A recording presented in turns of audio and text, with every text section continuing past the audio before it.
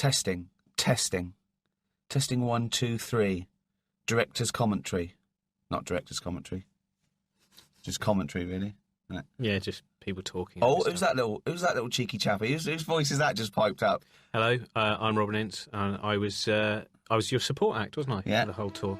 I'm Ricky Gervais, and there's the sun just rising over the globe. Planet Earth. My favourite planet, probably.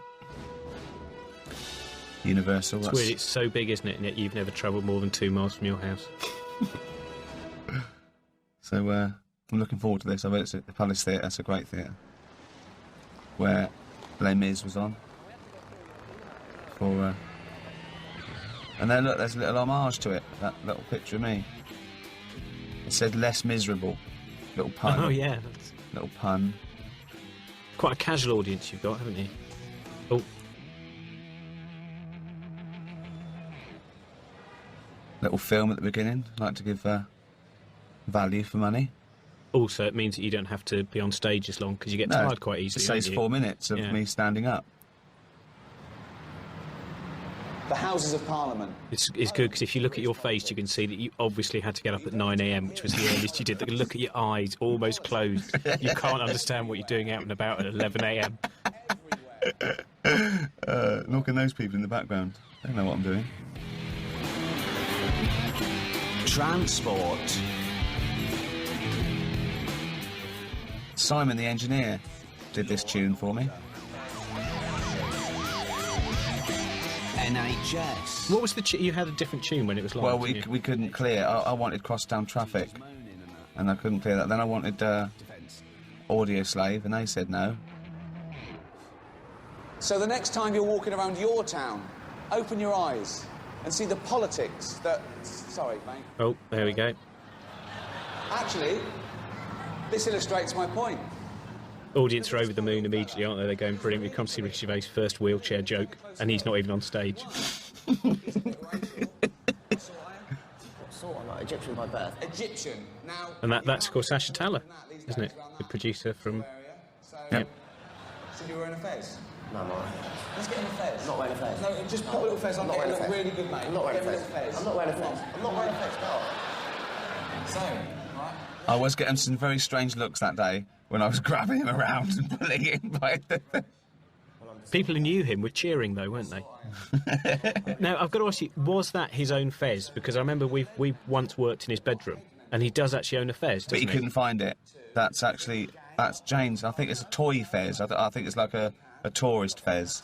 Because yeah. Because his fez is a proper traditional fez, isn't it? Made of thick felt.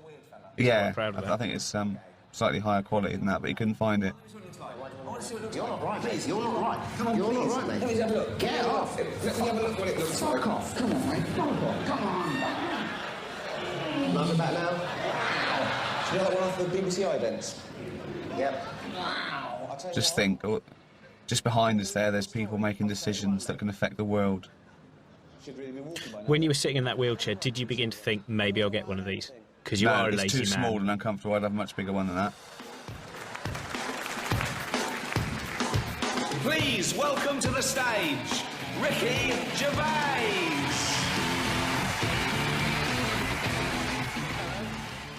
You didn't skip this time, which I felt was disappointing.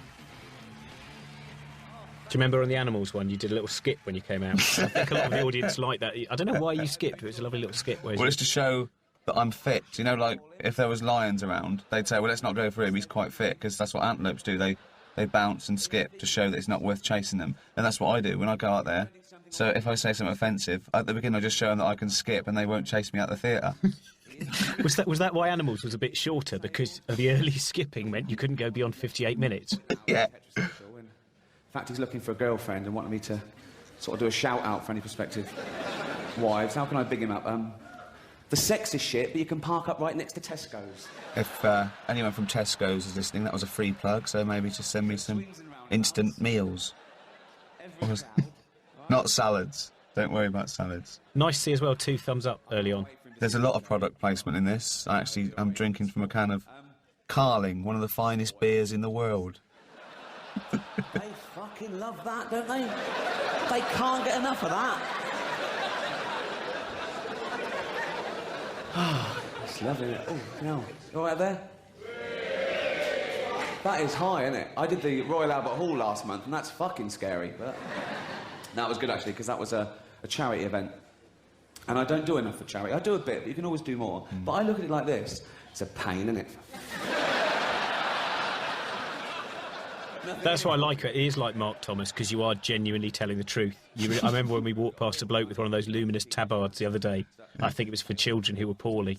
You had to take a detour because you were furious. You were worried you'd have to get £3 a month. And the way they sort of like strategically stand at crossroads and stuff. So there's like 7 of them. You have to go way around the houses to pop into Dixon's without being collared. And I have actually been caught about 7 or 8 times. I just keep getting these standing orders coming through. I mean, it's only about 5 a month, but I am the member of about 9 charities now. We'll always have famine. That's the second double thumbs up there. You and Macca are actually the leaders in the 2 thumbs up. Darkness now, they do 1 thumb. Oh, do they? Yeah. I prefer the double thumber. Yeah. Like when you did that on Celebrity Poker. Remember when you were first out Celebrity Poker and you gave a thumbs up to Martin Amis? And he just looked like that was a bit alien. He thought he was with a truck driver or something. It was before you were famous. I like to give the common touch. Right? Or spotted in heat. Gervais says no to Alzheimer's. So it's all right if it's for Alzheimer's. So I go, we did this a minute ago, mate. What's... I've got a diary here, Robin, that you may recognise, just to the listener at home. For 1 month, from September the 10th to October the 10th, 2001, I kept a diary for Robin, didn't I? Oh, yeah, that was nice, wasn't it?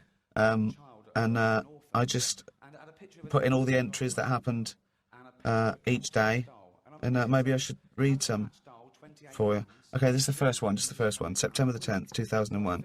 I called Robin. He was in a car on the motorway. Can I just say that I think it is, just in case anyone out there is a bit uncertain, I think it is quite weird to keep a diary for someone else. I think it's not that normal, is it? No, but no, we can look back and you can I can remind you of all the lovely things Oh, yeah. you did. Yeah. I called Robin. He was in a car on the motorway. He cannot drive. Then when I called him later, 11:46 p.m, he was on a train. So he was taken somewhere, then made to find his own way back. I was in bed, he was still on a train in the same clothes. Robin sleeps in his glasses. Once I went into his room, he was in bed with his glasses on. Do you remember that? All true. Once, first thing Well, in the no, I morning... mean, most of it made... we've got to remember this diary is mainly conjecture. The first... Well, no, that is true. fact- It was in Edinburgh. I went into your room, you were in bed, you had your glasses on. Yeah, that's because I didn't sleep. I didn't sleep for the whole of that Edinburgh for continue. Do you remember? Is that I 'cause took there the wasn't a lock on the smallest door? and worst room because it was the only one with a lock on the door, and I knew that you wouldn't try and get in there. Well, you did still try and get in there, like Yeah. when you try and get in, you know, when I'm in the loo or something like that. Right, listen, I'm reading a diary. Sorry. Once, first thing in the morning, 10 a.m, Robin came to work writing at Talkback. He turned up with a big coffee. We got ours for free. Then he spilt it all over his genitals, testicle and penis. Do you remember that? And went mental. Actually, and more mental when I laughed. He said to Steve, "Isn't it fucking annoying when someone laughs at other people's misfortune?" This made me and Steve laugh. He kicked Steve's bag as he stormed out. Steve went, "Steady on." When he came back, we discovered he had kicked some of the tiles off the wall in the toilet. It was a very badly made toilet. Right. Those tiles were quite loose already. Yeah, it's just like falling Griff down. Jones put those tiles up, I think. He had to stay in his tight, wet coffee groin till 2 a.m. that night. He had a bad gig at 1 a.m. And that's the first day. That Well, was what's the 1 a.m. gig that you've made up? No, you did. You I had a didn't. 1 a.m. gig that night. You had to play an awful club on the 10th of September. Yeah, but I went and bought new trousers. Don't you remember? I was furious. Wow, I don't know. So that's, you know. Oh, this is good. Sorry, just actually a little bit of something about the actual show itself there. You're talking about Dunstable. We had a nice... Do you remember when we went to Dunstable? Yeah. That was a bit of a disaster, wasn't it? Were we actually playing a gig in Dunstable? I can't remember. Robin tries not to go home to his parents' house in Rickmansworth too often because he doesn't like hugging his father. Also, when his father asks him how things are going, Robin doesn't tell him, he just says, fine. He never tells him about all the unlucky, sad things that happen to him all day. I think his dad suspects, though. His mum knows some of them, but doesn't tell his dad. Again, I should comment that is mainly conjecture. The first bit is true, isn't it? That I did actually go home. But all the next bit about hugging my dad... And why would you imagine that? Go on. September the 12th. Robin kept calling me all day to get the head of XFM's email address. I gave it to him, and he sent him an email asking if XFM needed him to do a show. Then he had a drink with Ralph Little from the Royal Family. He met Ralph when he was working on one of the staff writers on a cable programme. I introduced him to the producer of that too. I also got him involved with MTV. Once in Edinburgh, I got him involved in that too. When we were doing Rubbernecker... The whole of Edinburgh, you rang up Edinburgh. Is that Edinburgh? Ricky Gervais, you probably meet Ricky Gervais. Once, when we were doing Rubbernecker, Robin tried to get on Liquid News by dragging Ralph Little along. However, they were too late and Robin had wasted Ralph's time, so he invited Ralph to a curry that we all were going to that night. Guess what? He had invited Ralph too late, and when he got there, they had stopped serving. Ralph was annoyed with him again. Robin was embarrassed. Then we went to a late show, and soon everyone was teasing Robin. That probably is true, actually, that bit, isn't it? What was that? I miss it. I'm not watching the show now. I'm just... Because the trouble is, sometimes now I do get confused with my own memories and what you've made up. Robin's arms are podgy and very white. They look sort of inflated, so they have no shape or features like fat sausages. Why would you, again? Because that's how you draw my arms, but those aren't actually my arms. Oh. I do think it's quite weird now that I've got a stalker who's actually quite famous. Fuck it, you get what you pay for. Most people would probably want to be stalked by Ricky Gervais. 15th of September 2001. I called Robin early afternoon and he said he was going to do a gig tonight at Soho Ho. I went to see him. Jimmy Carr was on too. It was a good crowd and Jimmy was brilliant. Robin was good too, the best I've ever seen him. What a nice crowd. Robin didn't want to stay at the venue, so he went to the Phoenix Bar. I spilled some beer on Robin's leg when we were talking to Danny Wallace.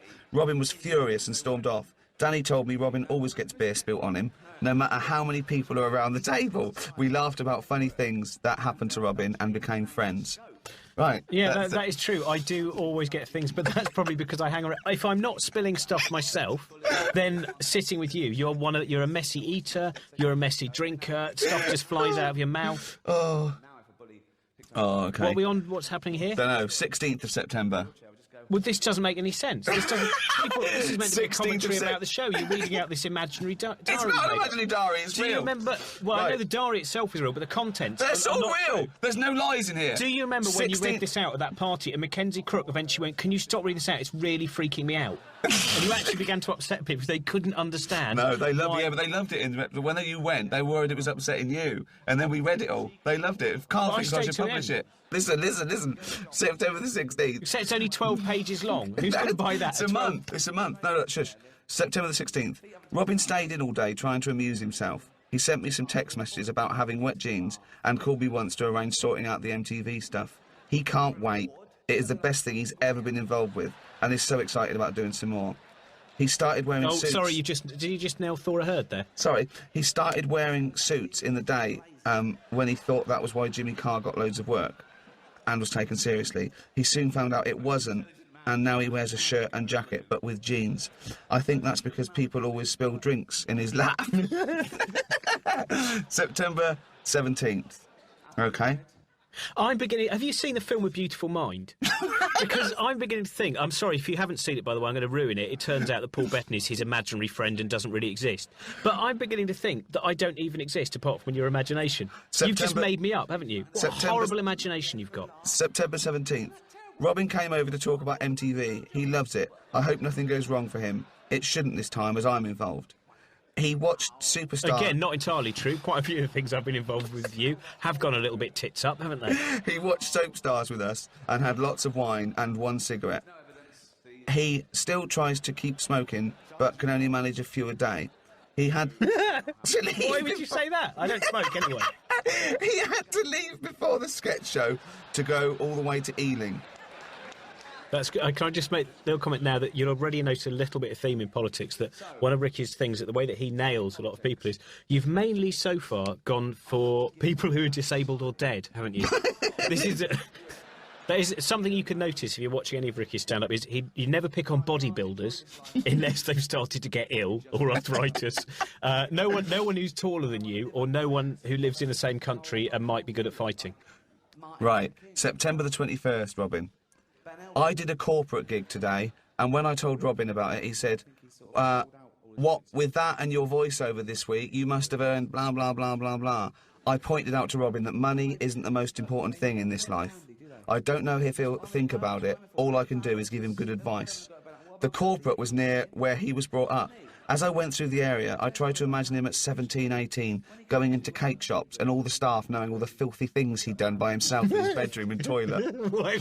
Again, it's a great diary because it says so much more about you. I mean, why would you actually... Where were you? I can't remember. Where was it called? Rickmansworth. You were in Rickmansworth, yeah. and you were actually going past Greg's the Baker's and thinking of what filthy things I might have done over some iced buns. Why did you do that? I wasn't thinking the cakes were involved. I just think you've been doing filthy things up in your room. What, or in somewhere the where bathroom. Greg's the Baker, somewhere where they can look through? No, but they must have known by the look on your face, all red, and you go in there and go, "Can I have a cream donut, please?" And they go, "What have you been doing, fat boy?"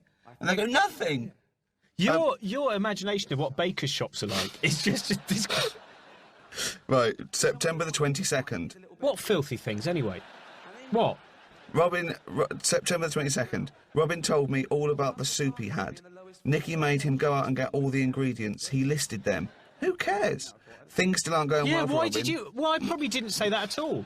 I know what actually happened is you would have gone, "What are you eating? What are you eating? What are you eating?" And then eventually I'd have gone, "Some soup." And you'd have gone, "How'd you make it? How'd you make it? How'd you make it?" And I've probably gone, "I've opened a tin." And then you would have gone, "Opened a tin," or "made it." And then it's all become about me making soup. So now you've made up... Already, we're only 15 minutes in, and I'm some kind of weird, deviant soup maker who hangs around bun shops masturbating. Oh, God. That you spent a week away. You went down to help some people. What is it? It's a... The Orpheus Centre. Yeah. I didn't get a lot of information from you that week because you were busy. What is that? What's the Did you Orpheus Centre? What is it? It's a place, kind of educational place. Richard Stilgo is one of the people who runs it. Oh, right. People with disabilities. All right, okay. Robin, September the 27th. Robin has been working hard and sounds a bit grumpy. What did he expect? Again, can I just... Why do I sound grumpy? Probably this, the phone ringing every 15 minutes. "What are you eating? What are you eating? What are you wearing? What are you wearing? What's Ed wearing? What are your friends wearing? What are you doing?" I probably wasn't annoyed with anyone else. This is one of the reasons I don't give you my home number. What's this? Let's have a look at this. September 28th. I worked at home today, had a lovely lunch with Steve in the sun, then a cup of tea in the hotel garden near my flat. We knocked off about 4 and I went to Reading. And as I was sitting in the first class compartment having a complimentary glass of wine, I thought of Robin. I'm going to try even harder to help him. I would love to see his face just once, enjoying a little luxury. He deserves it too. That's nice, isn't it? That's nice, isn't it? Yeah. Then you changed your mind, didn't you, when you actually got to Reading, I imagine. I bet you didn't spill the wine down yourself, though. Oh, God. Oh. Right, September the 30th. And I think it was like the first person I met. Robin had a day to unwind when he had to go to Bath just for one gig. To make it worse, Steve Coogan loves Jimmy Carr and wants to help his career. Why don't things like that happen to Robin? He is so unlucky, but the funny thing is, I don't think we'd like him so much if things went right for him, so I suppose that's some consolation. Some bumbling fool soup maker hanging around Greg's the Baker's. This is... See, the trouble is now all I'm doing is name-checking Greg's the Baker, so you're going to get crates of beer and I'm just going to get a load of Danish pastries. Split the wood on a bar. October the 2nd. Robin had to work on the Brian Connolly show all day. Probably didn't even meet Can him. we skip that bit? What? No, go on. All Robin thinks about is being in the MTV sketches I've written. I'm worried he's putting all his eggs into one basket. I don't want the responsibility of Robin's future, not to mention his agents. Whenever I see Robin, I find myself saying, "Don't worry about it, next year."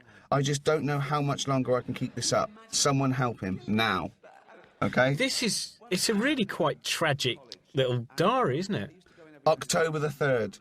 Robin had to pretend to be the Fonz in a shopping centre in Lewisham for money God, today. I did as well. Well, it's all true. They know No, it's it's true. not all It true. is true. A lot of it's a lie. What is a lie? Most of the things, once they get beyond... Yes, I was working on a show, Audience with Brian Connolly, which is the only... No, it's my opinion, some of it, but it's all Yeah, truth. but you've kind of leapt into my mind as if... Yeah, go on. Well, right, so, yeah, no, I was... Robin had to pretend to be the Fonz in a shopping centre in Lewisham God, for money don't read today. this out. It's making me really depressed about my career. Well, when I say career, when it's I a called farce. him after he didn't want to talk about it. I've tried offering him money before. I offered £1,500 just to sit in my wardrobe for a day. Hang on, that's gone down then. You only offered me £1,000 more recently. No, but yeah, I know, but peak time. Shush. I offered £1,500 just to sit in my wardrobe for a day. He said no. I think it was pride. Then he goes and does things a lot more embarrassing. I hope he doesn't stoop too low. So, Yeah, you're right. okay. Because what is it now? Now I'm gonna. Was it a glass box you want me to be in, or is it to live in your toilet? But you have to get out of the room if I need to use the toilet. Is that right? I can't remember. What is the deal now? Well, I think you'd. I'd have to up it a bit, wouldn't I? Now. Yeah. Because I'm giving you all these chances now. You're quite. I'm worried though as well. You're going to be quite a big name after this video. Even this worries me because I think I'm going to become Jonathan Wilkes to your Robbie Williams. It's just going to be just the kind of ulcerous appendage. Okay. October the 5th. Robin lives in Ealing. He had to go for a meeting at the BBC. He loves meetings, but I'm scared they just get his hopes up. Then after he went back home, he had to go all the way to Crystal Palace for a gig. I would like to tell you that he wore the same clothes for the gig as he did for the meeting, but I don't know, I'm afraid. So I don't put things in I'm not sure about, okay? Yeah, but you do sometimes. No, sometimes. no. Okay. It's a bit of a touchy subject because of the time he started wearing suits like Jimmy Carr and everyone told him he looked stupid. October the 6th. Well, again, there we go. No one was going around saying, and they were. At least don't tell you in your face. Yeah. Right, October the 6th. I went to see Robin. He wore a suit about once. I went to see Robin do a gig at Soho Ho. He'd come from home to do a gig, then go home, and he bought a briefcase with him. Why? Well, what? I said he came and then went home again. All you've said is he went to do a gig and then went home again. Yeah. You must have been tired that night. So why? Yeah. I said, what's in it? He said a newspaper and a book. He didn't see anything wrong with that. Then he waited around for ages after the gig for the promoter just to have one drink at the arts bar, then rush for the last tube. Fun comes easy to other people, but I wouldn't change a thing about him. Right. Yep. October the 7th. What? What did that say about anything? It's a diary! I know, but it's just why exactly would you- what happened to you. Yeah, I know, but if I kept my own diary, I wouldn't go, got bagged today, put in case and book. Oh, this is great. Right. Where have we got to on this? I'm just looking... October the 7th. Robin wants to come with us to Oxford to see Martin in a play called Comedians. We booked the hotel and asked Robin if he wanted us to book him a ticket. He said he wasn't sure when he could go. We've got a lovely hotel right next door to the theatre and the best seats in the house, and Robin doesn't know what he's doing. That's what I've been talking about for the past few weeks. He's his own worst enemy. I can't do any more for him. Can I? Okay. But that's probably because I was working. October the 8th. You were furious because you thought Oxford was closer. Alex Zane needed a comedian to do his club urgently tomorrow night. It's only £50 and it's in New Cross and 24 hours notice. Guess what? Robin said yes. I wonder if he'll turn up to the gig with a briefcase. I was having a drink with Alex when all this happened. Also, there was Jane, Duncan, Johnny and Glenn Wall.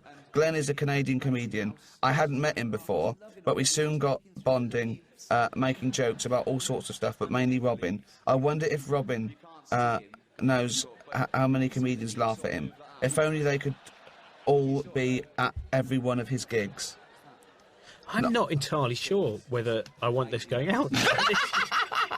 This is just a slow character assassination. So that eventually, I know why you're doing it. So eventually I won't get offered any work and I will go, look, Ricky, about living in that glass box. And you'll go, well, it's only 250 quid now. And I'll go, well, I've got to say, yeah. And it won't even be a proper glass box. You won't have slopped it out since you tried it out. Oh, October the 9th. Oh. Robin, October the 9th. Robin called me today because I had left a message Again, for can him. I just pick up something on this? Because whenever you say it makes it look like I'm calling you all the time. No. Whereas, in fact, what it normally is incessant calling from when you wake up at 10:15. Yeah. What am I wearing? What am I eating? What are you doing today? These are the voices that you make. I know, but listen, again, I've told the truth. Robin called me today because I left a message for him. Yeah, I See? know, but all the way See? through. Yeah. So it's all the truth. It's all Yeah. the truth. It's not all the truth. It is. It's limited truth. Robin called me today because I'd left a message for him with Alex checking if he had bought a briefcase to the gig. He had. Also, Again, the thing that I find weird about that is Alex won't have even thought that was weird. That's just Ricky on the phone, just seeing what Robin was wearing and whether he had a case with him. right. People right. should find that weird. No. What kind Yeah. of shoes was Robin wearing? What? Yeah, he's just ringing up about what shoes he was wearing and stuff. Right.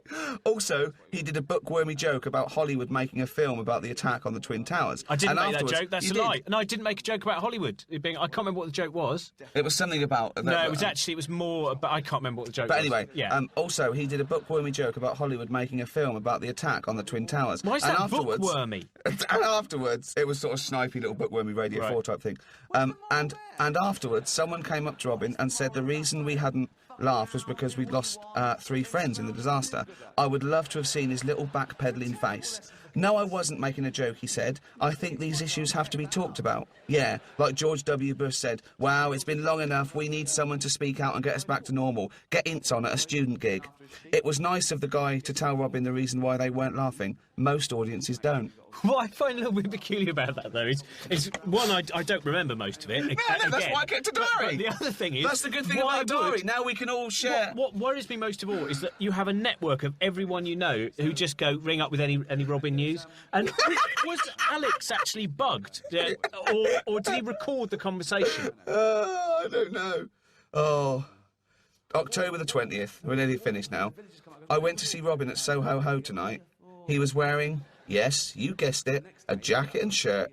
He kept playing with his hair because he likes the front bit to stand up, and there are lots of people around. He drank water and Guinness, then had to wait around for ages to get paid. Just once, I would like Robin to get paid first. Right? I won't do as good a job then, though. If you get paid first, you don't get... No. Oh, dear.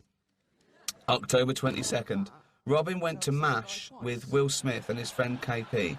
He was furious because 3 drinks were £12. He doesn't get to socialise in nice places much, and he likes to save all his money for all the trains and buses and newspapers. I wish I had been there to see his grumpy face and his glasses all steamed up when he was being pushed around by tall people in trendy clothes. That probably is true. I probably was being shoved around by tall people in trendy clothes. Oh, dear. October the 23rd. This is not a normal commentary, is it? No, it's not really. I mean, but the worst thing is, yet again, people will say afterwards, they'll go, yeah, but I mean, it must have been quite true. No smoke without fire. You go, no, it's conjecture. This is all true. Only There's the first bits are true. No. Robin went to a bar. That bit will be true. Yeah. Robin went to Manchester. That bit will be true. No, but these are all true. Okay, October the 23rd. Yep. Robin had to... Don't say it like that, listen. go on. Robin, October 23rd. Robin had to go all the way to Leeds for a badly paid gig. Luckily, he stayed in a bloke's flat for free. Otherwise, it would have been an even bigger waste of time and money. Tomorrow, he's got to go to Manchester for a gig with 99 other comics. It's an attempt to get 100 comics on one bill to break the world record. Knowing his luck, he won't get on the bill, or he'll find out he was the worst paid. October 24th. Oh, let's see the result. It's quite a... Right. Guess what? Only 94 comedians turned up. So not only was it a failure and a waste of time, Robin probably lost money again. All the way to Manchester It was a and charity back. gip. You don't get All paid the for way charity to gigs. Manchester and back. Robin, come on, please. Right, okay, so there. What do you think, Robin? Amazing. Yeah? What's the end? Where does it end? Where do I end up? Destituted in your cupboard, I presume. No, I've only got a few days to go. I don't know. Why did the diary stop? I can't remember. Just, Oh, I did 1 month. where are we on to oh. on this? October the 30th. Robin came for a drink with me, Steve and Jane. He was embarrassed when I told Steve how Robin had basically ripped off his act, but he was too busy talking about MTV, a meeting he was having with London Live and a producer who liked one of his ideas. He was wearing a jacket, shirt, jeans, and yes, he was carrying a briefcase with nothing in it, but a book and a newspaper. What was my brief? I don't even remember having this briefcase. What was this It's a briefcase? good job I've got a diary. But I don't want to remember. Oh, this is a good day. October the 31st. I spoke to Robin today on No the one's mobile. going to get this far, though, are they? Listen, Why would you listen, get this far? This is brilliant. October 31st. I spoke to Robin today on the mobile and he told me he was having his hair cut in the usual place. Oh, God. I went along to watch, but it was nearly finished. He was wearing a dressing gown and one of those... Well, I wasn't wearing a dressing gown, was I? I was wearing one of those things that you wear to I stop have a heart getting hair. attack. Listen, In your... I went along. He was wearing a dressing gown and one of those heavy rubber mats around his neck. The hairdresser mentioned a product that would hide his grey, then touted his lovely little podgy neck. I laughed. Then she toughed up his quiff with wax and blow-dried him. It was £29, but he paid 34.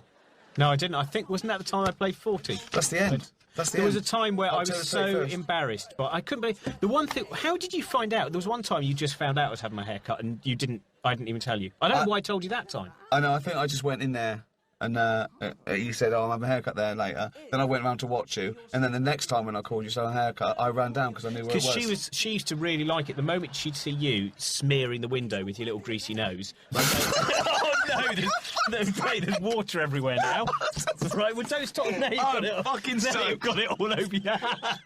It's all right. No, it's all right. Keep going. Oh, Christ. So look, you've sodden. Now you've got it.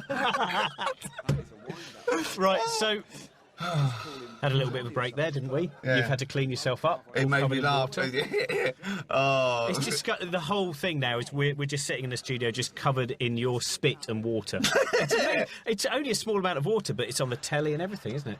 Oh, I'm on the Anyway, telly at the no, moment, she but- used to really like it. She would, because the moment you would turn up and you come in and you go, ah, and that, she would know she'd get at least a £10 tip, because I just go, I'm really sorry about that. Really. I don't know if you were in cahoots and you took a £5 out of that. It wouldn't surprise me. Oh, it's lovely. Once, right, she sort of shaved the back of his neck with a little cutthroat razor and then put just talc on it. And it must have been so soft. It was already soft. And I knew everyone knew when Robin was having his haircut, because in the window was a little novel and a pair of glasses on top of it. No, I thought, wasn't it normally that my little suitcase would be there? No, you stopped. You'd stopped. I think you stopped carrying the briefcase around because everyone just stuck the piss out of you. All the other comedians. Yeah, look at him with his briefcase. Yeah! Oh dear. Maybe I'll keep another diary. Well, this is sort of like a diary, isn't it? Really? Yeah. It's a document of. Because we've missed. I mean, we didn't. In the end, we haven't done that much commentary on the actual stuff, have we? No. Yeah, that's all right. The Brent bloke. That was nice. That early on bit where you talk about the bloke who shouted Brent. Yeah. Do you remember that night we had in that hotel? Oh God. Why did we have a night in a hotel? Because we were going to Lincoln, weren't we, for a warm-up gig? Yeah. And I expected this big splitter van like J-Lo would sort of go around in. And when the road manager turned up, I'd never met him before, Bobby. He had this little transit van. I was furious, wasn't I? And I felt sick, and I was sliding off the seats. DVD wouldn't work. Because the thing was, I turned up at your house and you were there going, ah! And I turned to your girlfriend Jane and I said, it's great, in about an hour he'll just be sitting in a van going, oh, this is rubbish. And it wasn't, was it? We hadn't got as far as Camden before you going, I feel sick.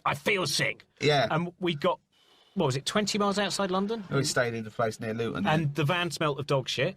But that was because you had, as it turned out, dog shit all over your trainers. and when I said, because when you were complaining, I was going, but you brought the dog shit in. You went, yeah, I couldn't be bothered to clean it off. And you'd had it on your trainers for a week. You did. You said you'd had it on there for a day week. before. And then we stayed at that hotel, the one that you talked about. That was, and I felt sorry for Bobby because he was obviously, when he picked you up, he obviously was going, brilliant. I'm going to be going around with Ricky Gervais. And he was, quite... And then I was just thinking that night, when probably ring up his mates and they go, oh, what, night with Ricky Gervais, that must be amazing. What was the funniest thing he said? And he was going, I don't know, I'm just trying to weigh out what the funniest thing he said was. I'm not sure whether it was, for fuck's sake, pull over the van, I feel sick, or this is a pile of shit and stop drinking coffee when you're driving. I think he was kind of juggling up between those two. Oh, dear. So, Robin, you've had some of the best weeks of your life now. Just want to tell the viewers, not only did I let Robin come on tour with me, paid him very, very well. Your shorts are getting wetter. How's that? Paid him very, very well. Let him stay in the nicest hotels, didn't you? Yep, sent some lovely hotels. Yeah, sometimes free meals, wasn't it? Free fruit basket. We had scampi quite often, didn't we? Yeah, that was. And he's had and he absolutely loved it. We went round Oxford, didn't we? Yeah. York, lovely Lincoln. It's just the best time he's ever had. I remember, must tell you once, right? Well, this is when I sort of really wanted to sort of help Robin. He came round. It was near Christmas, about 3 or 4 years ago, and he was never allowed to eat nuts growing up. And again, that's a lie. We often had only at Christmas, but we would have nuts. But I bought him 2 kilos of sort of nuts, walnuts, Brazil nuts, and I said, "Okay, Robin, there you go." He sat on the floor. He hasn't got digital either, and he sat on the floor with his legs straight out like a toddler, with these 2 big bags of nuts, watching telly till about 1 a.m. and then I looked over and he'd fallen asleep in the big pile of shells and it stuck to his face and he woke up. He was his back leg was kicking like a dog and he woke up. Stone-clad house, wasn't I? Yeah, he woke up and I went, "Oh, you're all right." He went, "Yeah, I've been dreaming." I said, "What about?" He said, "I dreamt I was on a pony," and I found out he'd never been pony trekking. So I said, one day I will take him pony trekking. Again, I mean, there's a certain element of truth there. I was round your house, we ate some nuts. But this is what I... Because I know Carl said this, when you told him that story, and I said that's not true, and he goes, well, why would he make it up? Well, that was... But it's not... Why would I... One thing I've learned is I would never tell you a secret. And I would certainly, if I woke up, never go, "Oh, I've been having a little dream about unicorns dancing." So I wouldn't say, "Oh, yeah, I've had a lovely little dream." That's the thing that I find most annoying, I think, is one... Because also, you were the one who fell asleep and you had one of your screamy dreams. You did. 'Cause I was eating nuts and then you had a big Christmas platter of cheeses, didn't you? And Jane said to you, "Don't eat too many of the blue cheeses, you know what happens." You went, "Jane, shut up, I'll eat as much cheese as I want." And then, because you'd been drinking port, you had a little snoozy dream, and then you went, "Ah!" like that, because all the blue vein cheese. He's trying to be all... You do eat a lot of cheese, though, don't you? Yeah. That's not a lie. That's what I've always found annoying, those. Whenever I've made up stories about you, what you do is, as quickly as possible, ring everyone and say the stories about me. Like that time when I made up that story, there was that thing about sitting on ham to get rid of worms. I don't make up stories about you, though, Robin. That's the difference. I keep a diary, so I get my facts right. What about the story where I supposedly drunk milk from a cow's udder? Why would I do that? Probably while, not hugging my dad, another one of those stories. Yeah. And I supposedly put my... Why don't you give your dad a hug this Christmas? We're not a hugging family. No, Robin. We don't do hugging. Don't get all uncomfortable, don't get nasty. Can I just suggest something? Well, I'll tell you probably why I won't, because I'll probably still have all the milk round my face where a messy cow's udder sprayed all over it. Don't get If nasty. I'm not sitting on ham. Don't get sarcastic. Will you do me a favour? I think it would make your mother's Christmas. Right. I think it would make Papa's Christmas. When you go home... Papa. That sounds... Oh, how can you make everything sound so creepy? For Britain's favourite funny man, you are quite a creepy bloke. Right. When you go home, you go back to Wixworth, right? In your mum's Sorry, bed. I also don't like you telling a story while you're sitting still in your damp shorts. I find this really... You going... Anyway, so you be there with Papa, and you're sitting in these damp pair of shorts. That's really creepy. Right, listen. Yeah. So you go home, right? And you go... Ding dong. Press the bell. Right? We don't have a... See, immediately, technically wrong. Oh. We've got... Yeah. It's nice. And your mother comes to the door. "Hello, Robin. Go and say hello to your father." "Oh, well, I don't... Go and say hello to your father, darling." "Well, I don't... Robin, please, say hello to your father." And you go up to the study, and there's your father, just going through some Victorian erotic literature, and with a pipe. And goes, "Hello, son. Come in, boy." I'm just thinking of my parents, we got a bit of a treat for everyone. We bought Robin, the thing he did with Ricky, and we're going to watch everything on it. Let's watch it now. So everyone will be there, all the remaining relatives, and they'll be sitting there going, "What's this about? Nigel, we didn't know you smoked a pipe. Where'd you keep the Victorian erotic literature? We'd like to have a look if we could. Are they lithographs or carvings?" Everyone's going to see this now. And then, people are going to be furious in the village. No, and then just cuddle him, just hug him, and go, "Papa, Papa, why? Papa, I'm 35 years old. I'm probably still worried about the dream I've had from eating all them nuts." Oh dear! No, just goes. You just hug him and go. And when he goes, "How's London?" You go, "Fine, fine." He takes his glass off and he goes, "Robin, tell Papa truth." Tell Papa truth? What kind of dad have I got? Tell Papa truth. I'm gonna die. This is worse than when you saw me dancing with Sue Pollard. I think this could... Stop wiping your belly. Stop wiping your belly. Oh, Christ. So anyway, so I need to give him a little hug, and you've got tissue all around your face now. Oh dear. So where have we got to now? We're just... Well, what part am I in? I don't know. We haven't done a lot of commentary, have we? No. Doing some of the mime work. I like your mime stuff. They made an amendment to the accident report. My mate put, "This story would be somewhat more believable if Safeway sold their bottles of sauce with condoms already attached." Oh, I love Safeway. If Safeway are listening, I love Safeway. I love Tesco Safeway. I love Sainsbury's. Like Carling. I love... Well, basically, you like any supermarket that will deliver. Yeah. Because you're not a man to put a pound in the slot and take a trolley round, are you? No. No. You know what I mean? Shoving condiments up your arse. It's quite... Buy two, they're only 79p. Again, this is politics, isn't it? This is always my favourite bit. The fact that because at the beginning of the year you really did genuinely think you were going to write an hour on politics, didn't you? Wow. Not an hour. 50 minutes. Yeah, and then stretch it. Yeah, and then stretch it, and then. Oh, That's dear. what I love. There's that politics up there. My favourite leaflet of all time. This is quite political, actually. This one, isn't it? Yeah. Sort it out. Oh, this is true, this leaflet. Totally true. So what I tell you, it's all true. Their diary, they're there. The Robin diary, it's there. in Yeah, but black by and doing white. that under a microphone, just doing doesn't immediately make it true. It doesn't make it fact. Yeah, yeah. Leaflet about But, safe sex. And it was aimed at... When did you get this leaflet? When was I this? tell you what, though, unlike Anne Frank, I think I'm going to do a follow-up. Are you? I think I'd maybe keep a diary. When should I do it from? What's your best month, do you reckon? I don't know. I mean, you could probably do it during Edinburgh, during the Edinburgh Festival. That'd be good. But, As I that'd be crumple. brilliant, wouldn't it? Yeah. I might film that. How are you going to film it? Don't know. Just hire some people in CCTV. Edinburgh. Yeah, so you're going to make me live in a car park near one of those cameras. Is that Oh, what I've it's got a gonna great be? idea called The Shed for Robin.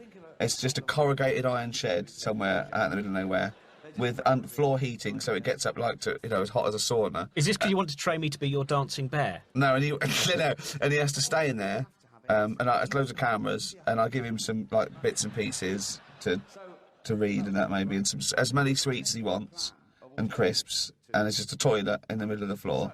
Do you mean, when you say toilet in the floor, do you mean I'm allowed to just go to the toilet in the middle of the floor? Not actually a hole or anything like that, just so it accumulates and you can measure stuff. No, and then I just film him for 24 hours. I give him like £1,000, and I've got baseball bats and I can bang on the side of the door so it's really loud.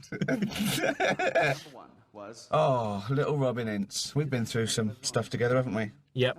The dreams about ponies, the sitting on ham, all those different things, the screaming. I think I've lost some hearing in the ear that you most often go ah into. I think it's gone slightly. I might be wrong. Robin. Did you? I can't remember. Did you pluck your eyebrows in this one? Because the thing that there's something about your face because you know the way that you sometimes. That's shiny. Look how shiny it is. I remember it's like the 11 o'clock show. Do you remember when you used to do that? And you did it once a week, and then there was only a 1 week break, and it was in to meet Ricky Gervais. And you went, I can't do that, and they sent you off to a health farm because you'd been working 1 day a week, and you were just exhausted. Yeah, well, fit body, you've got- fit mind. I admit, I don't think you dye your hair. I don't dye my No, hair. but you've got that slight kind of Paul McCartney chestnutty look to it, haven't you? Do you know what I mean? Oh, my mum was a totally redhead, and my dad was sort of like jet black. So it's kind of caught between the two. Yeah. There. But if I had a beard, there's definitely ginger in my sideburns. Do you think you would have a beard? Do you think? No, I can't grow a beard really, 'cause it just keeps going straight. It doesn't like. Oh, it's sort of like it's like a sea urchin. It just comes out, and it's ginger and black and brown and grey now and white. It just it looks like an artist palette if I had a beard. See, I don't understand why because I've got a moustache. Wherever I shave, I've got one of those horrible little grey moustaches. It's horrible. Oh, little Robin. After 3 days' growth, I look like a kind of Steve Wright impersonator. It's really unpleasant. I've got to say that is one of the best, again, brilliant mime of coming on someone's back. You've ever seen? I liked it. I don't think you made enough money out of spin-offs on this tour. I think you should just sold more things. I did like. What were you going to? You can do a shower cap. I was going to say a shower cap with not in the hair. Yeah. Yeah. I think that's. Yeah, but I feel bad about merchandise. They've already paid 25 quid, and then you try and sell them a programme or sell them a T-shirt, or people can make their own T-shirts, can't they? Why not come into a piece of fruit, e.g. watermelon? I love that. What's that? I love that little gesture. Little walk. Do a little walk, e.g. watermelon. That's what makes it funnier. What is going on there? Bit rude, isn't it? Yeah. I need to know exactly what fruit. I don't want to get it wrong. I thought arses was all right. I was wrong there. I don't want to make... That's what I like. You do give value for money, but I like the fact that you don't give them your time afterwards. Well, I have to get away, don't I? I have to. Number 10, I'll just tell you number 10. There's nothing I like more than seeing a sea of autograph hunters and you just going, oh, for fuck's sake. And the fact that they never... when we were in Birmingham and we had that little car chase... I've done 9. Do you remember there were people Trying to found sign an autograph out of the car window. At a roundabout, people then following you going, give us the pen back. And it would be like a little black felt tip pen. Because they're thinking, well, we've got to go and get Marty Webb's signature around the corner as well, and we've only got one felt tip pen. Because if people aren't fans, I think, in Birmingham, when someone handed me, because I would sometimes go out the back, wouldn't I, and collect autograph book stuff. Yeah. When someone handed me a piece of blotting paper, I thought they really haven't thought ahead. I don't think they're a big Ricky Gervais. Oh yeah, we've got some office blotting paper from our office. Can you sign this? I signed one once to eBay. Yeah. What you can tell, I say, who is it to? They go, just sign it. That's my favourite thing. Just straight on eBay. Yeah. No, this is number 17, number 19. I think That's always what I've liked. But I like that moment when because sometimes you're a comedian who's a man of the people, Yeah. aren't you? And then you see the people and go, who the fuck are these? They're your people. Oh, fuck. Oh, dear. You were signing Nightclub. That's one of my favourite ones. Little leaflets for nightclubs with ripped off pictures. Oh, the yeah, office. there's often flyers. Can he sign this office special, women free before 9 o'clock? Yeah. Cheltenham Nightclub. There's loads of... I've seen loads of unauthorised Brent pictures everywhere, though. And those worst ones are those fucking birthday cards and Christmas cards. With a picture of a little fat man with a beard. Yeah, with a drawing and an impressionist doing me going, all right, yeah, how's it going? All right. It's just... Aren't they musical? Yeah, and they're £5, and I said no, I didn't want them, but so someone else just says them anyway. So I just want to let people know then, if you see any shit and tat, it is nothing to do with me or the office. I don't do merchandising like that. it forces the hand of democracy being heard, and there was millions of people on that march saying, this is what we want the law changed, and the government, it was 19... So I'm getting political. I like this. I like it when you nail stuff. That's a referendum. Change the law, and they brought the age of consent down to 16. I didn't see many 16-year-olds on the march. You said you're not going to go down Old Compton Street anymore because you're scared of getting beaten up. Is that right? Because that was your one problem. When you started to do this bit of material, you suddenly remembered how many of them actually work out. Quite muscular. Oh, what are you talking about gay men working out for? Why not? Well, why are you getting Well, all... you're sitting in damp shorts. And why are you getting all hot and flustered under the collar when you talk about it? Am I? Yeah.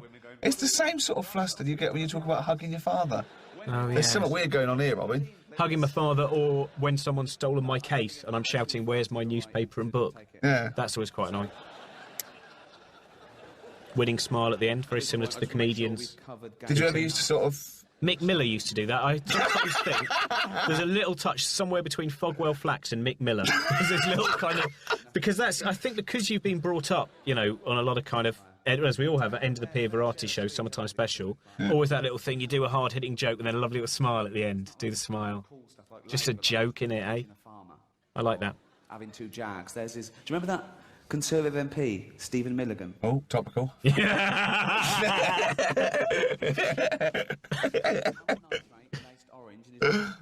on his head, laid his tights. I have to say that because I wasn't. Fair enough, you wouldn't let me talk about it, and I know why. But that has to be just thinking of that. One of the weirdest jobs I've ever done was reenacting the death of Michael Hutchins in front of Bonnie Langford and Nicholas Parsons. Now, what was that called? That was the pilot show, wasn't it? And that was. I don't think I've ever felt as strange as standing with a belt round my neck, miming masturbating, and saying, I don't know whether to loosen the belt, to stop masturbating, loosen the belt, or just keep on going and help and hope. What did Bonnie Langford say? Bonnie Langford was a little bit... I think Nicholas Parsons was most upset by the reenactment of the death of Princess Diana. Again, I felt a little bit weird about that. See, well, why did you do that? I don't know. It's just nasty. Looking back, I don't know why we did it. I was not involved with Robin on the pilot show or reenacting any sort of death. Why did I do that? Yeah. Terrible. The worst thing is that now my mum and dad have got digital, they see a lot of things like that. It doesn't bode well, does it? That's probably why the hugging doesn't happen. They get a glimpse of themselves in the mirror. They ever go, what the fuck am I doing? The first apocryphal tale or urban myth I ever heard was about masturbation. Not surprising. You hear those sort of things when you're sort of 14, 15, and that is a... You went to public school, didn't you, or was it a really posh private school? What was It's the same. It was told to us Is it? Yeah. a guy called David Beasley, and I talked about him. Yeah, I on went an animal to... Is David Beasley real? No, it's not. It is real, but it's not his real name. It's not his real name. Yeah. Yeah. show. They show you pornographic pictures. That's one of the favourite things I like about working is the fact that you do have a lectern on stage, so you can put a little script there, because you can't be bothered to remember it all. No, it's That not a means I can script. do the same It's as not well. a script. Not this one. He said, It's an order, and there's also it's the stuff there as well because there's flyers, there's a book, there's a a little clock. It's not a script, is it? Why would I have a It's got script? a prompt sheet. I think it's a good thing, though. Yeah. There's my beer underneath. Death. It's better than having Because it on a originally chair, you isn't it? started drinking, because I remember when we did Warwick and you thought you'd have a little drink in the afternoon and have a cigar.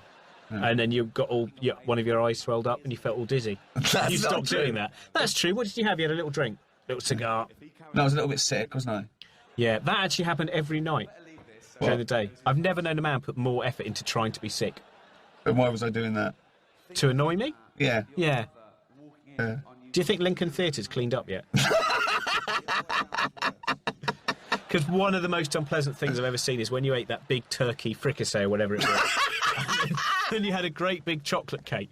And then you sit there and you go, I'm going to be sick. And I go, well, of course you're going to be sick. You're really pushing on your stomach muscles and trying to make yourself sick. Yeah, I'm going to be sick. And sometimes it takes 5 minutes. And then this dollop kind of...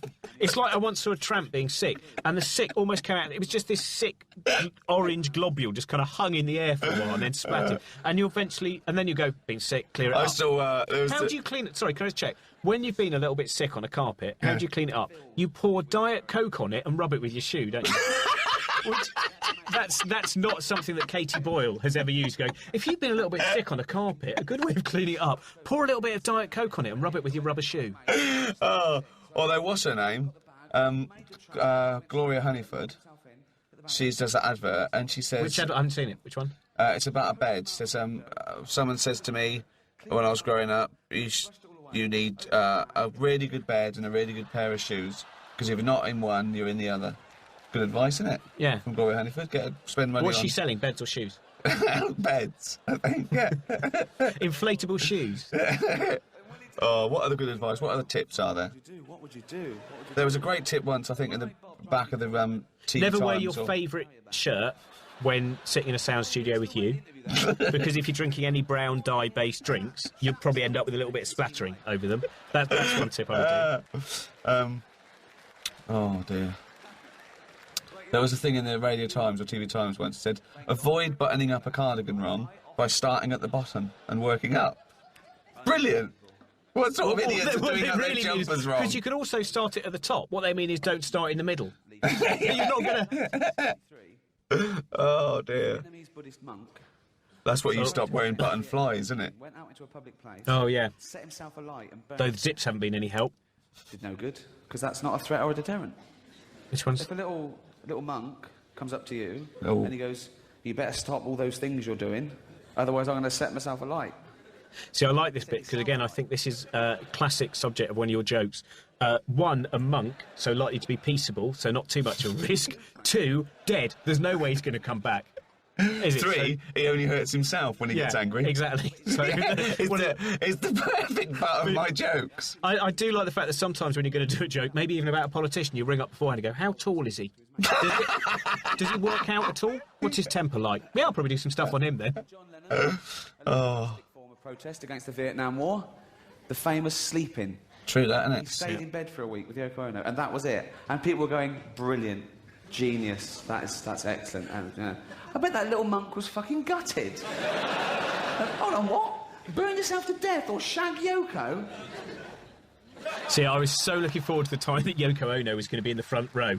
And you were going to go, I have to make it about Marion Faithfull and Mick Jagger. But it's not true. It doesn't matter. I'm not doing anything about Yoko. She's in. And she looks angry. Oh, dear. He's saying what he thinks in C. Well, I'd just like to say that, People like, Bob Dylan. you know, I've got nothing against these people that I made a little joke with. Like this one's going at Boy George. Got nothing against Boy George. Like him. Quite like Culture Club. Just a joke. You see? It's not being nasty. It's not being nasty at all. Because it's not. I mean, this is a character, isn't it, anyway?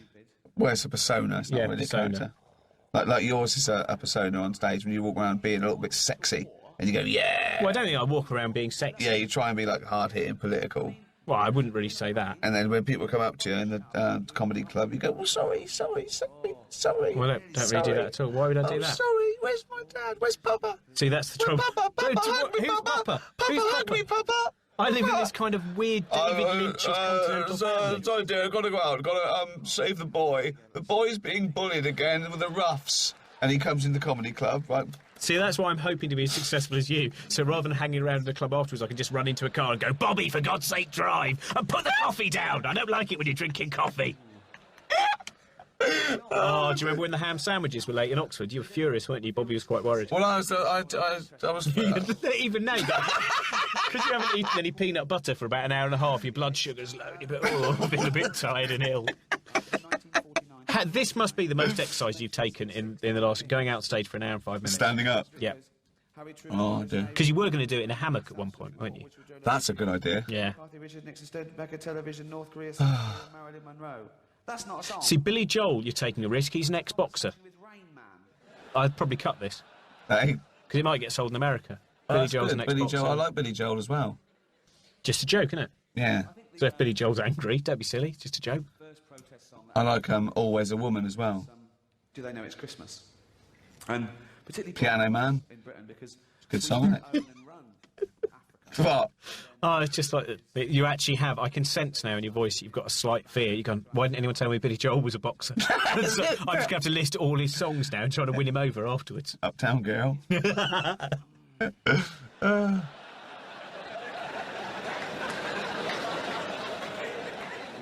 Come on, watch this, Robin. Learn I'm watching something. it. I'm learning. hello. Hello, it's Africa. What do you want? We're all starving and that. We're all starving. Don't give me that phone. You should have thought of that before you wanted independence. Yeah, we didn't know there was going to be a drought. Drought? I'll give you a fucking drought. Political. Yeah. Again, see? And this is also a brilliant segue. We had a hosepipe ban in Reading. That's true as well. Do you remember 1976? But what worries me is some people are actually applauding that, going, yeah, that probably was a bigger drought. It's like when we were in Lincoln and someone applauded the thing about gypsies doing Edom. Yeah. I remember thinking, no, that's not the way it's meant to be taken. No, I know, yeah. It's not really an anti-gypsies joke. Yeah. There was a government advert at the time that said, save water, have a bath with a friend. That's true as well. I don't remember that. Yeah. But, you're a bit older than me. 1976, yeah. That's what annoys me, is my friendship with you has aged me so much that someone said school friend. I was a school friend of yours. What do That you would be mean? a bit weird, because you'd have been 18 and I'd have been 11. That's not the kind of friendship you should have at school, is it? What, someone thought we were the same age? Yeah. That's because you've got grey hair and you've let yourself go a bit. Well, whereas so you think I should dye a whereas chestnut like yours? Whereas I keep myself in peak physical condition. Look there, it looks like I'm going to have a heart attack. Look at that monosodium glutamate and red wine coming out of my cheeks. That's the weird thing, is because as it goes on, because you get quite shiny about halfway through. Yeah. And by this point, because you've got pale, because I think you should have behind that lectern just some sweets or something, or little bits of meat. No, it's not that. It's the fact that Because didn't Bobby used comedians, to put... but comedians don't usually. I don't. Obviously, I don't have any makeup or anything. But they don't. But comedians don't wear makeup when they make a video, do they? No. Oh, right, good, yeah. So do they all look that shiny, or is it just me? I think you are a little bit shinier than most. You've got, but because Bobby in the first. No, but what about? I mean, I imagine Peter Kay and Johnny Vegas get a bit of a sweat on, don't they? Well, I suppose that's different because they look like they're dripping with energetic sweat, whereas you have that kind of damp sheen of a Victorian corpse. Do you know what I mean? It's kind of, it's more like something you'd see in a Dickens adaptation. Go, Mr. Chiselwick isn't very well.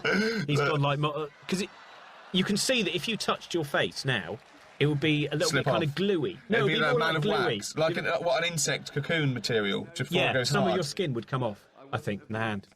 Oh, Because dear. Bobby did he used to put a little bowl of coronation chicken in the lectern, and you just spoon it in, just sometimes. No, sneak down. no eating on stage. I like to go out there. Well, in fact, I remember Bobby ate some crisps, didn't he? I can hear him Backstage eating once, them. You were furious. Kettle crisps, really noisy. The bag was rattling and it was crunching. See, my favourite one, because I know you're strange enough for a very noisy man. The thing that annoys you most is any noise. Noisy eating. Were you Do you know what? annoyed? I've actually did an experiment once. I was sitting by myself and I thought, I wonder if I could annoy me by eating with my mouth open. And I went, and it did annoy me, and I had to stop. I can't stand noisy eating, people eating with their mouth open, people scraping But their you could do- rattling, people who stir their tea. Like you see them in a cafe, they stir their tea and they stir it for about a minute. I want to go, it's fucking mixed! It's not going to get any more mixed! But that's what got me. Is after that morning we had in Oxford, and you'd spent the whole morning annoying me, smoking your cigar and shouting and going, ah, ah, ah. And then we sat down in this nice little restaurant, and this bloke's just trying to scrape a little bit of trifle out of his bowl, and you go, for fuck's sake, when is he? For Fucking hell. Is he going to stop scraping that bowl? I'm saying, you spent a whole morning... Because that's why, if you'd been eating those crisps with your mouth open and someone else had been there being annoyed, you wouldn't have been annoyed, would you? You'd have enjoyed it because Yeah. you're inflicting uncomfortable oral pain on someone else. Yeah. Oh, and that's why you get beaten up in normal towns. What, for using words? No, inflicting oral pain. See, that sounds really dirty. Right. But again, there are a lot of things, like the image you have of me sucking from that cow's udder. Oh, dirty boy. Well, no, you came up with What- the image. What will Papa say? I don't even know who Popper is. That's all right. Hug him. Just hug him this Christmas. That is a funny sheen, though, isn't it? It's a funny colour to go. I know. Made up, so just to piss on his bonfire. Because I can't remember, were you annoyed, with noise, were you annoyed when there was an aerobics class being held above the theatre we were in London? No, it was on a judo Tuesday? in the Bloomsbury. Yeah, did that annoy I you could at hear, all? but yeah, I went. Hearing people body slam against the floor? Yeah, yeah. Did you think that was off-putting for the audience at all? Or? Yeah, that doesn't really happen very often, does it? I felt bad.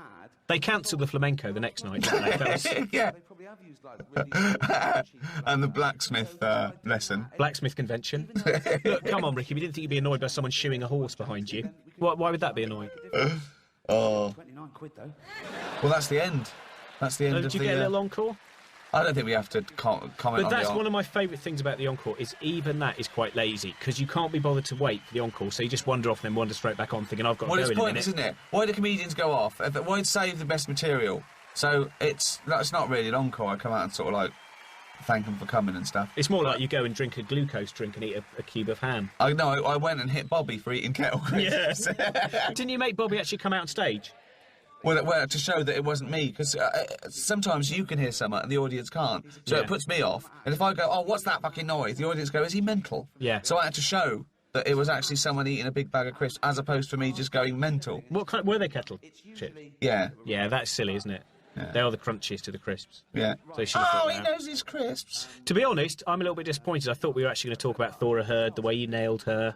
Yeah. Looking back, who did you nail in this? Thora Hird, Yeah. Stephen Hawkins, Yeah. that bloke who shouted Brent, which is worrying because he's quite big, so you probably can't go back to Luton or Dunstable. Yeah. The who else you nailed in this? That Buddhist monk who set himself alight. Buddhist monk, yeah. Yoko Ono, 5'1". Gandhi. You should actually. You're like a kind of roller coaster ride. It's just having. If you're taller than this, you're too tall to go into Ricky Gervais's routine. Well, I hope you've enjoyed this commentary. It's again. It's not commentary though. It's an absolute waste of time. We've sat here waffling for just over an hour. I've read a diary that makes me look mental for keeping it. Right? Yeah, it makes you look mental, and it makes me look slightly remedial as well. Yeah. It makes me look like I kind of carried around in a papoose by you. Oh. God, you look actually a little bit worried about. It's like after my favourite time I've ever spent with you was after the celebrity boxing, because you were so broken and tired Yeah. that you couldn't talk and you couldn't make noise, Yeah. and you couldn't even I laugh pulled- because it hurt your ribs. No, I pulled every muscle in my body. I remember, wasn't it? Jane was given a list of 42 things where the doctor's going, right, if he makes this noise, if you hear this sound, it's every single one, rush him to hospital. They've got to do that. They're just so scared, aren't they? The doctors, if something goes wrong. But that's what I we were loved. both fine. Well, Grant Bovey was fine. Grant Bovey was just at the bar, do you want a drink? And you were just sitting in a chair, unable to move. Inflicted all my injuries on myself by just never having used some of those muscles before. That was... I went mental. I went, like Taz, that cartoon. I went like that for like the first round. The second round I leant on him. The third round I was going to get me an ambulance. I would genuinely... I think everyone was scared. There was a shot of Jane where she's genuinely scared. And I remember when you first went in, everyone just thinking, he's not going to be able to keep this up. Of course. And Grant Bovey's face as well, he's there going celebrity boxing, be a bit of fun. Steady on, mate! you look like one of those angry little bulldozer bouncers that you see outside a Leeds nightclub who just goes a little bit mental. Oh, dear. Oh. Thanks very much. That's my favourite bow of yours. Thank you. Little applause there. Thank you. Good night. Oh, Thanks. I love that because you go straight from the ever so humble, thank you ever so much, go, let's get the fuck out of here. Oh, dear. Oh, well, there you Good, go. isn't it? Don't comment on the credits. It sound like whose fucking line is it anyway? Who do you want to be? Do you want to be Richard Ranch or Tony Hawks? Tony Hawk's. Okay, you be Tony Hawk's, I'll be Richard Ranch. So I've got to do it in the style of a drunken bet then. Haven't I? I'll do it in the style of some... I'm hungry, I'll see you later. You've blood sugar's low.